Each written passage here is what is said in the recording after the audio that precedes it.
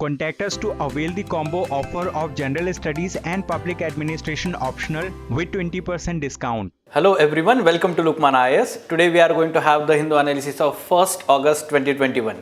Let us see which are the important articles from today's The Hindu newspaper. Yes, these are the important articles. Yes, earlier also we talked about this. Sunday's newspaper has important articles relevant to our examination on FAQ page, science and technology page.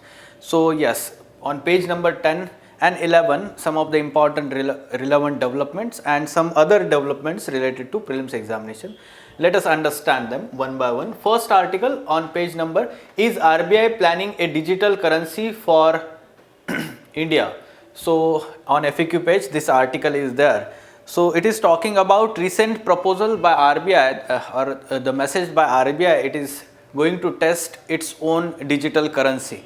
Okay, so regarding that article, how this digital central bank's digital currency is going to work, what are the risk concerns associated with, advantages of it and risk, and then finally way ahead. Okay, so this is important from GS3 paper economy part. Then benefits beyond the pandemic. The context of this particular article on science and technology page relates to the benefits of wearing the mask all the time when we are outdoor or doing any outdoor activity. So the benefits not only related to preventing the COVID-19 infections, but beyond that how it is also helping in other aspects, okay, protecting us from other diseases also. So that context you should be aware here. Finally, India all set for UNSC presidency term. So yes, this year we are going to be the president for United Nations Security Council. So what majors or let's say different meetings that India is going to organize of different countries under this presidency, all these are mentioned here from GS2 paper international relations. As a follow-up to this particular aspect issue, we are going to take input here. Now for prelims examination, Dholvira, ruins of an Indus Valley civilization site, on page number 12. The context of this article is that recently this was Dholvira became the first Indus Valley civilization site in India to be listed in the UNESCO's World Heritage Site, and it became the 40th such site in India. So significance from that aspect, art and culture, the art and culture part of our mains examination as well as prelims examination, how this excavation from this site is important, what are the insights from that excavation, this becomes important from art and culture perspective. Then United Nations warns hunger is expected to rise in 23 global hotspots. In the one of the report by FAO, okay, Food and Agriculture Organization, it has let's say given such 23 global hotspots wherein the hunger may become the major problem, crisis situation in different parts of country like Ethiopia. Okay, so yes, which are these countries, which are these hotspots, and we have to understand the impact of pandemic on the food security. Okay, so yes, let us go into details of first article. Is RBI planning a digital currency for India?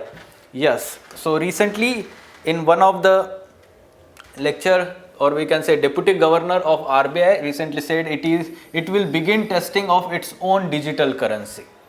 Okay, so let us understand what is central bank digital currency, CBDC. Many countries like China and other countries, they are actually working on launching this central bank digital currency, and India also does not want to let's say remain back in the competition here. Yes, so central bank digital currency is like we can say the virtual or digital form of Indian rupee. Okay, so this is going to be an alternative to the private currencies at present. So we can understand this is going to be a central bank backed currency. Okay, so that means the lender, that is, or the issuer, that is RBI, is going to back this digital currency. In this manner, this is going to, let's say, in a virtual format replace the physical currency. Okay, at the same time we have to also understand that this is not going to completely replace the physical currency, both will coexist. Okay, so virtual or digital currency as well as the physical currency, both will coexist So those who want to withdraw money from the let's say in the physical form, they can continue with that. At the same time, those who want to withdraw the money in a virtual format from the banks, they can also do the same. Okay, so this is how it is going to work here. At present, whatever the money we have in our accounts, or even we can say wallets or those, basically that is virtual money. However, whatever we have the money in the bank accounts, though we are transacting them, but we are transacting them as a we can say physical money, but this virtual or digital currency will be in a different manner. We will be withdrawing that from the bank here directly. Fine. So this is going to coexist. At the same time, it is going to be coexisting with the other private money also, including we can say that cryptocurrencies also, including cryptocurrencies like Bitcoin also. Now, why are the central bank issuing digital currencies? First of all over the world, the digital currencies are gaining traction. Okay, so its importance is increasing all over the world. Different countries are working out the modalities on how to implement this digital currency. So surely RBI is also interested in that and working on the technological aspect, and it is going to be demonstrated soon. Okay, so why? First of all over the world. Second thing, we have to also understand that we have shifted towards digital India, and therefore the virtual rupee or digital rupee, e-rupee we can say, the currency of the government issued by the central bank, that is going to be the going to play a major role here, along with other private currencies we are having in the market. The third aspect, it is also we can say cost effective, because it is not having any intrinsic value, and therefore to print the money in the physical format, that is going to have some intrinsic value. It will require some kind of, let's say, resources. It will require some expenditure. Okay, so that will be removed. So it is going to be cost effective affair. At the same time, whenever we are talking about, let's say, having the follow up on how that money is going to be used, so the authorities can have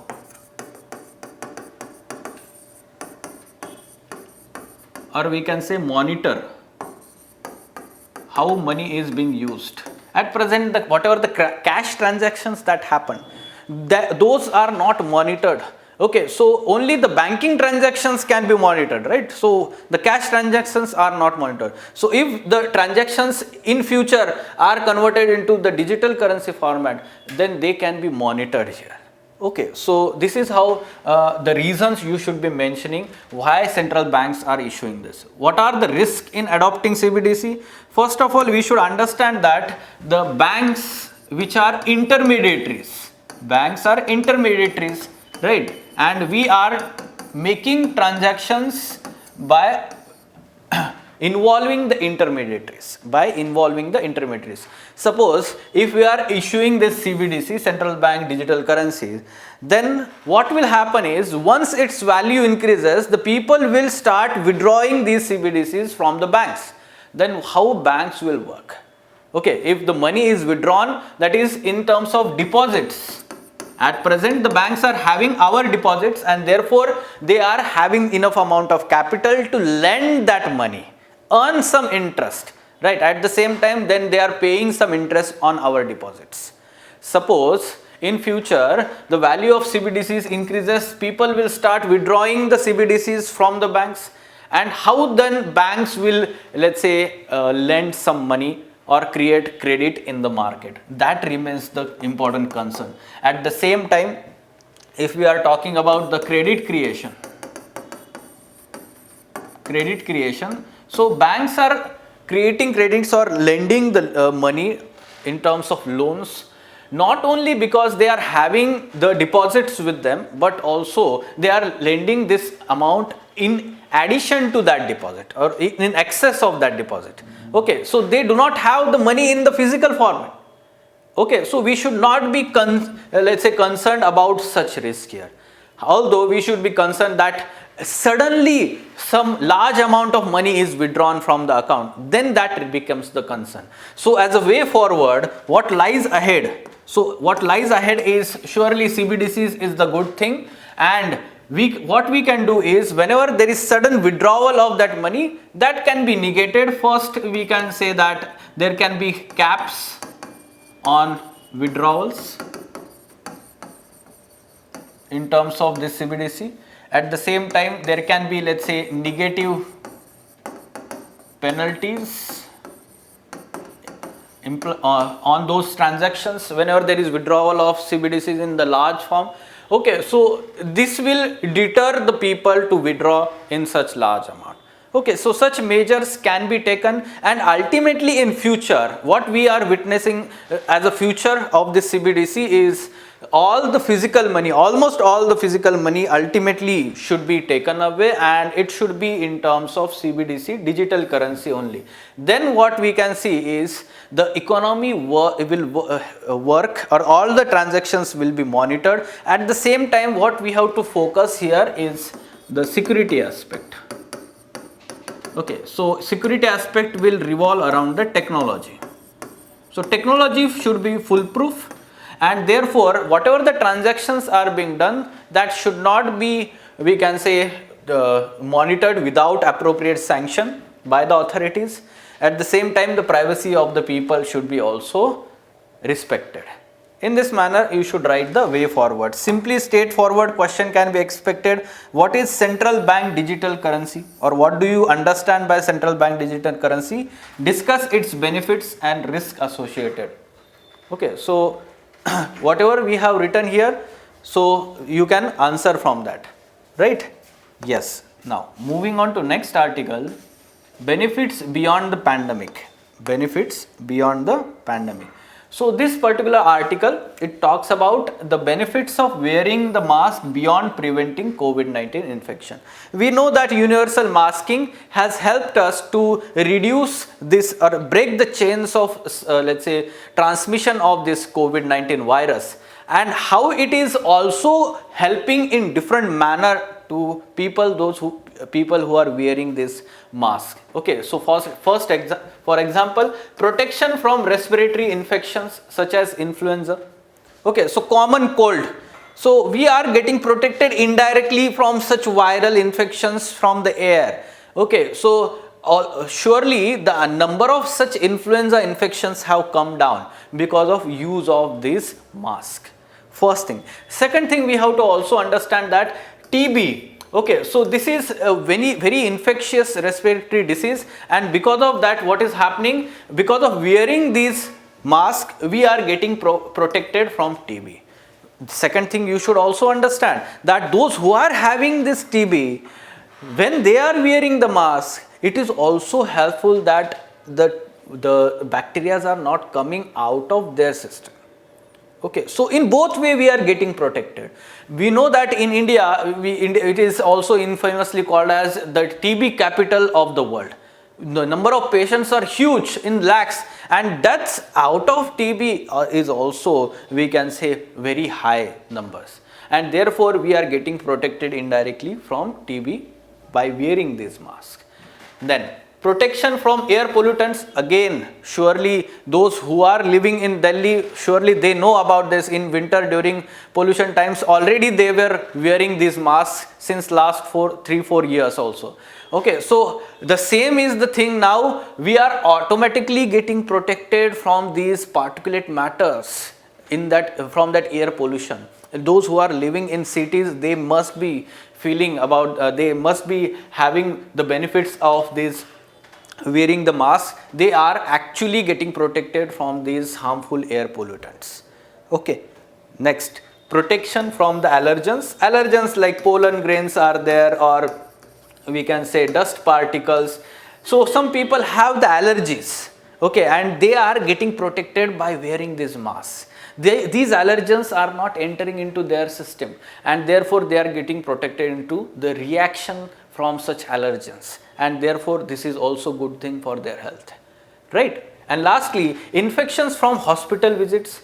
Yes, many a times what happens is hospitals are actually the areas where majority of these viruses and bacteria are located. Why? Because the patients are going there, right? Patients are staying there getting treatment, and therefore more chances are there that infection may get the people, healthy people may get infection when they are visiting the hospitals. Right, so this may become the problem, and when we are wearing the mask and visiting the hospitals now here and then, so let's say we are visiting the hospital for some with our, let's say, relatives, suppose that the relative is facing some kind of ill health, so there also we are wearing the mask. Up till now we did not have that kind of, let's say, habit. Now we are forced indirectly by COVID-19 pandemic to wear this mask.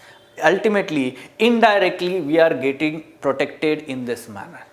Okay, so this is how we have to also understand that in some cases, like in air pollutants and hospital visits, or we can also understand that those who are having allergy, those people, those who are having TB also, they should be wearing the mask all the time, even when we will overcome this pandemic in near future, right? So in this manner, you should be aware about the significance of mask beyond the COVID-19 infections. Next, India all set for UNSC presidency term, and yes, India is going to organize some meetings and going to have discussions largely in 3 priority areas, which are these: maritime security. There will be virtual open debate for the heads of the state and government titled Maintenance of International Peace and Security, Enhancing Maritime Security, a case for international cooperation. Second area will be counter-terrorism, and there the ministerial level meeting named or titled Threats to International Peace and Security Caused by Terrorist Acts. And the third area will be on peacekeeping missions or peacekeeping, ministerial open debate on United Nations peacekeeping operations, technology and peacekeeping. So there we are expecting the or let's say launch of this mobile app Unite Aware, that will provide terrain information and improve situational awareness for peacekeepers. Okay, so you should be aware how India is going to steer the discussions when it is going to be president of UNSC, and discussion areas will be focused on these 3 areas. Again, I am repeating: maritime security, counter-terrorism and peacekeeping. Okay, yes. Now moving on to next article, ruins of an Indus Valley civilization. The context of this article is that Dholvira, which is located in Kutch district of Gujarat, this Indus Valley civilization site has received, let's say, was included into the UNESCO's World Heritage List recently on 27th July 2021 as 40th site from India and as a first Indus Valley civilization site of India in UNESCO World Heritage List. Let us understand some basic information about this. This can be asked in the prelims examination as well as mains examination GS1 paper, art and culture. Okay, so yes, discovered in 1968 by former ASI Director General Jagat Pati Joshi. The site dates back to 3000 BCE to 1500 BCE, covering nearly 1500 years of continued habitation. It is a walled city, a castle, a ceremonial ground and 2 seasonal streams and houses of different categories, indicating a social hierarchy. Now, you should be aware that how Indus Valley civilization people and the society was there. So there was, let's say, social differentiation that is visible from this Dholavira excavation.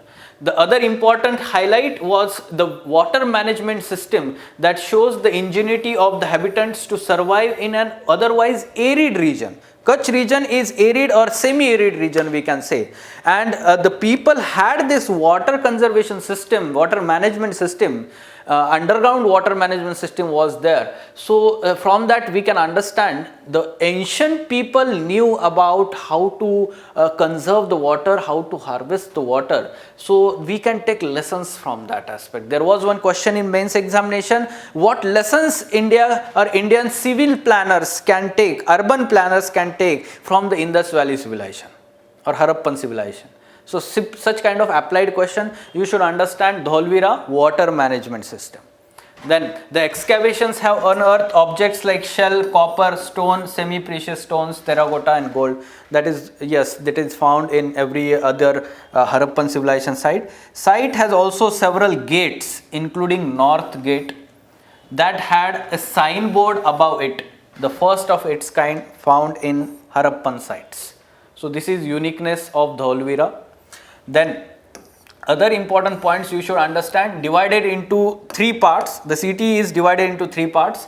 First, citadel, the middle town and lower town. You should understand that no other Harappan city is divided into three parts. They are divided into two parts, citadel and the town. Okay, living areas. So here it is divided into three areas, citadel, middle town, lower town. So we can understand that Dholvira is designed for different categories of residents and purposes.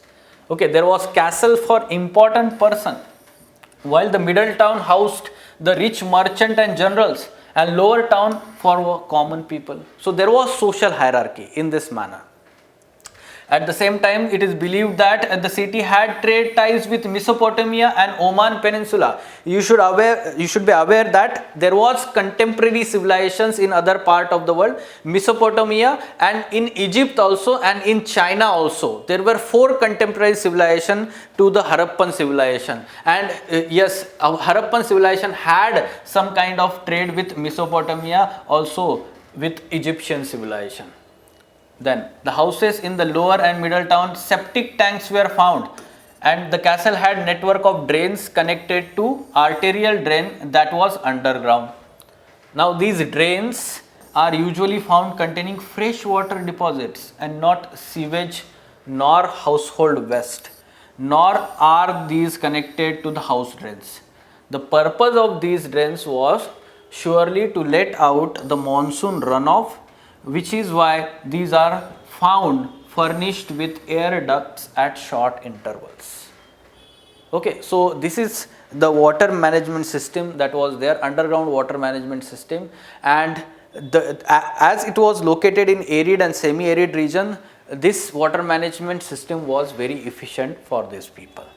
Fine. So there can be indirect question for overall civilization, Harappan civilization, or now we are expecting specific question for the sites which are located in India. So Dholvira is there, and you should be also aware about the other important sites located in India.